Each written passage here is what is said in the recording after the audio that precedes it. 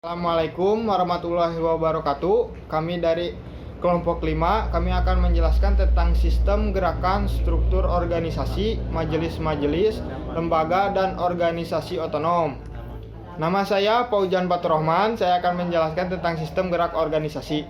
Muhammadiyah layaknya organisasi yang lain dibangun di atas berbagai komponen yang saling menyangga menjadi satu kesatuan.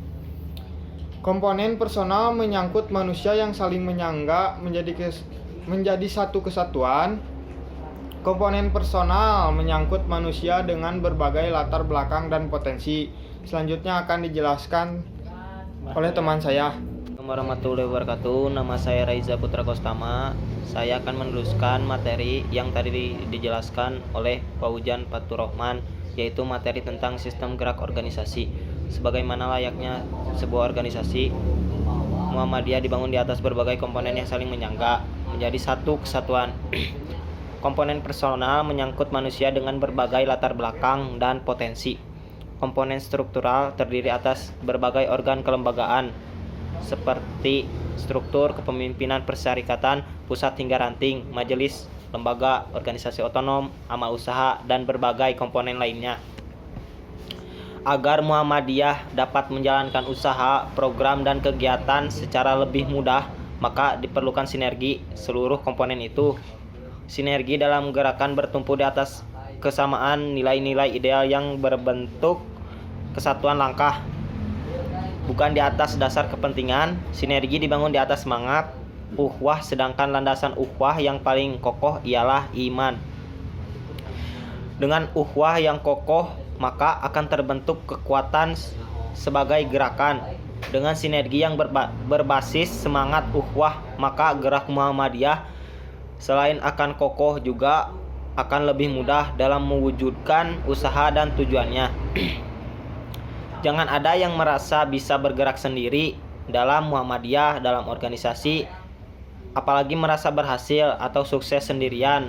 Maka dari itu, organisasi harus bersama-sama membangun dan tujuannya bersama-sama. Terima kasih.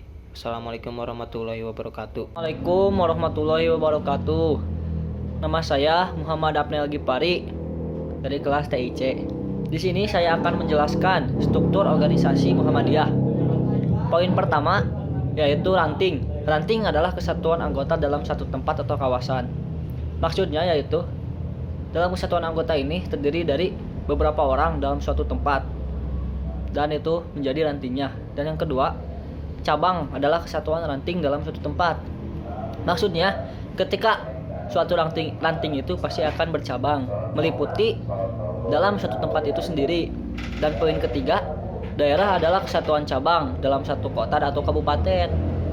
Nah, maksud daerah adalah kesatuan cabang, yaitu setiap daerah pasti memiliki cabang dari kemuhammadiyahan itu sendiri. Strukturnya pasti bercabang, meliputi daerahnya. Dan poin keempat yaitu wilayah. Wilayah adalah kesatuan daerah dalam satu provinsi. Ini lebih melebar dari daerah, yang meliputi masing-masing daerah dari setiap provinsinya. Luas sekali. Dan yang terakhir ada pusat, adalah kesatuan wilayah dalam satu negara. Jadi ada pusatnya dalam kesatuan semua wilayah itu tersebut, yang pasti memiliki satu pusat dalam setiap struktur organisasi. Terima kasih. Lalu yang kedua yaitu majelis tabligh dan dakwah khusus.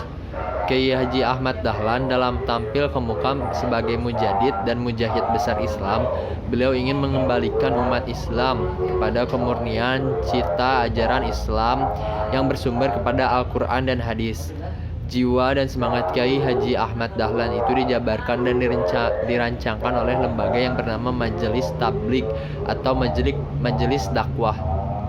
Pada waktu Muktamar ke-38 di ujung pandang tahun 1971, ditetapkan program umum sebagai berikut: mewujudkan Muhammadiyah sebagai gerakan dakwah Islam amar ma'ruf nahi munkar yang berkesanggupan menyampaikan ajaran Islam yang bersumber kepada Al-Quran dan Sunnah Rasul Shallallahu Alaihi Wasallam.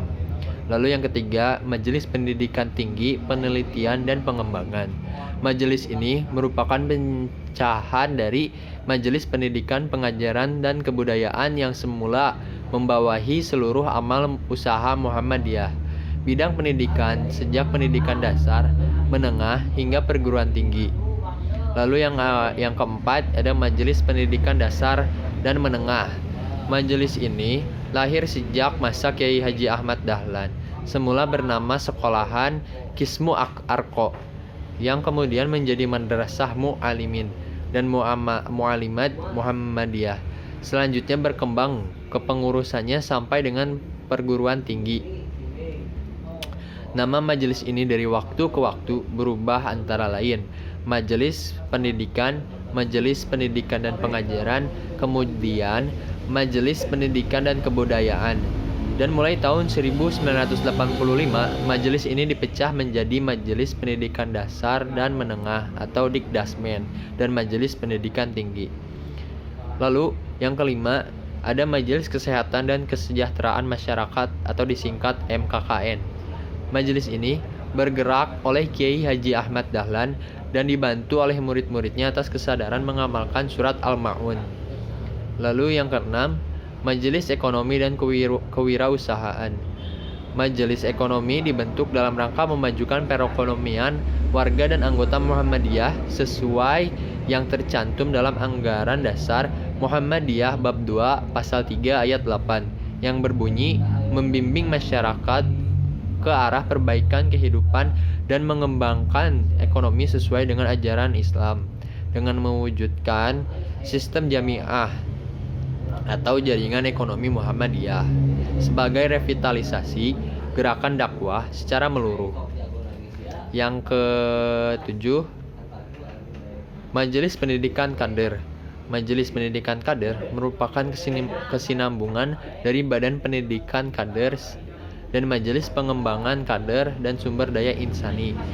Visi Majelis Pendidikan Kader adalah tertatanya manajemen majelis dan jaringan agar mampu dan efektif untuk menjadi badan pembantu pimpinan yang profesional. Lalu yang ke-8 ada Majelis Pemberdayaan Masyarakat. Majelis ini merupakan majelis yang dibentuk oleh Muktamar Muhammadiyah ke-45 di tahun 2005 di Malang, sehingga merupakan majelis baru. Namun bukan baru sama sekali, karena ia merupakan kelanjutan dari Lembaga Buruh, Tani, dan Nelayan atau disingkat BTN. Pada periode sebelumnya, majelis ini mencanangkan misinya sebagai berikut. Tertatanya kapasitas organisasi dan jaringan aktivitas pemberdayaan masyarakat yang mampu meletakkan landasan yang kokoh bagi perintisan dan pengembangan kegiatan pemberdayaan serta mendorong proses transformasi sosial dalam masyarakat. Mungkin sekian yang bisa saya sampaikan. Terima kasih. Wabillahi taufik wal hidayah. Wassalamualaikum warahmatullahi wabarakatuh. Assalamualaikum warahmatullahi wabarakatuh. Nama saya Muhammad Fauzan Yusuf dari Teknik Informatika C. Saya akan melanjutkan presentasi teman saya. Saya akan melanjutkan tentang lembaga-lembaga. Lembaga-lembaga yang pertama itu lembaga pengembangan cabang dan ranting. Biasanya lembaga-lembaga yang ini biasanya di daerah desa-desa seperti itu. Terus lembaga yang kedua adalah lembaga pembina dan pengawas keuangan. Biasanya di ini lebih ke bank, lebih ke peruangan biasanya ya. Lembaga tiga penelitian dan pengembangan. Penelitian juga biasanya untuk meneliti seperti itu. Lembaga-lembaga penanggulangan bencana biasanya lembaga ini turun ketika ada bencana doang baru mereka turun. Lembaga zakat, infak, dan sedekah. Nah, ini lembaga yang mengatur berjalannya infak, sedekah, dan zakat. Lembaga hikmah dan kebijakan publik. Ini sesuai hukum yang berlaku. Lembaganya berjalan di bidang seperti itu. Lembaga seni dan budaya dan olahraga. ya udah pasti berjalan di seni budaya dan olahraga juga, lembaga hubungan dan kerjasama internasional. Ini lebih ke turis seperti itu. Nah, sekarang saya akan menjelaskan organisasi-organisasinya yang berkecimpung dari materi ini. Organisasi otonom 1 Aisyah, 2 Pemuda Muhammadiyah, 3 Nasyidul Aisyah, 4 Ikatan Mahasiswa Muhammadiyah atau IMM, 5 Ikatan Pelajar Muhammadiyah atau IPM, 6 Tapak Suci Putra Putri Muhammadiyah, 7 Hizbul Waton. Nah, seperti itu organisasi-organisasi otonomnya dan banyak di bidang-bidangnya. Mungkin segitu yang dapat saya sampaikan. Wassalamualaikum warahmatullahi wabarakatuh.